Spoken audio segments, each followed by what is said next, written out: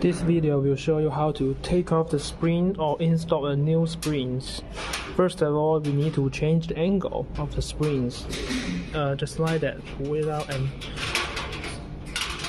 just like that, and here, okay, just this angle, and we push and twitch in your right left, in your right side, twist in your right side,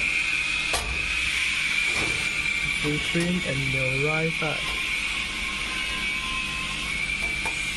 okay, and we take it off, and we want to install the new one, and we need to hand on this place, and then hand on this place.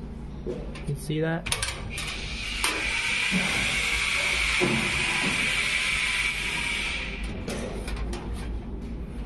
And push,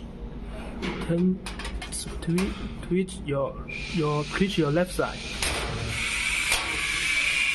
okay, and change the angle.